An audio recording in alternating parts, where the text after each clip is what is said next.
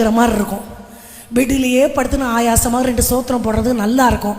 ஆனால் எழுந்து மூஞ்சி கழுவி அடுத்த ரூமில் போய் முட்டி போடுறது ஓப்பனாக சொல்லுங்க கஷ்டம்.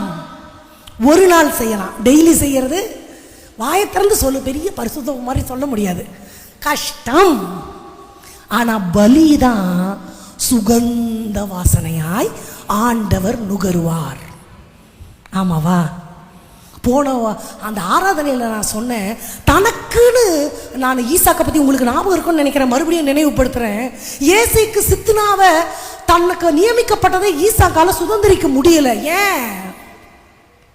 இன்னைக்கு மாதிரி பத்திரம் பேப்பரில் எழுத மாட்டாங்க, தகடியில் தான் அந்த ஸ்கெட்சு போட்டு அந்த கிணத்துக்கு அடியில் ஒரு இடம்னா கட்டாயம் ஒரு துறவு இருக்கும், அந்த பாறைகளுக்கு இடையில ஒளிச்சு வச்சிருப்பாங்க.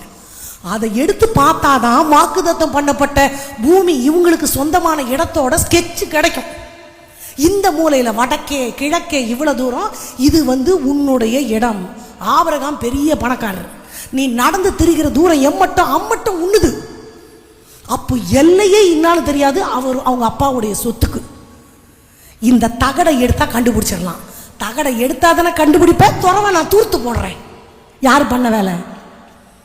அந்த தூர் வாரினா தகடு கிடைச்சிடும். தகடு கிடைச்சா அவன் எல்லைகளை அவன் கண்டுபிடிச்சிருவான், யாரும் அவனுக்கு எதிர்க்க முடியாது. நீ தூர் வாரவே கூடாது.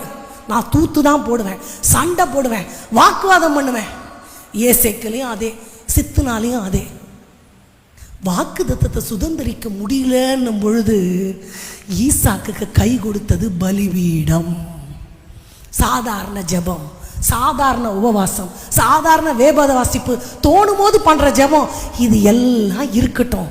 இன்னும் கொஞ்சம் வலிக்கும்படி, இன்னும் கொஞ்சம் டைம் செலவு பண்ணி, இன்னும் கொஞ்சம் ப்ரொசீஜரோட வித் டிசிப்ளின் சிஸ்டமேட்டிக்கா கொஞ்சம் ஒரு குறிப்பிட்ட நாளாவது நான் ஒரு பலி செலுத்துவேன்னு செலுத்தும் பொழுது that will be acceptable in the sight of God as well as ஆண்டவர் அந்த சுகந்த வாசனையாக ஏற்றுக்கொண்டு அந்த பலிபீடம் ஏசேக்கு சித்துனா முடிஞ்சு எனக்கான ரெகபூத்தை அங்கே உண்டாக்குவதும் அல்லாமல் எனக்கென நியமிக்கப்பட்ட அந்த வாக்குத்தத்தம் பண்ணப்பட்ட அந்த தேசத்தை சுதந்திரிக்கிறதற்கு ஏதுக்களை அங்கே உண்டாக்கும்.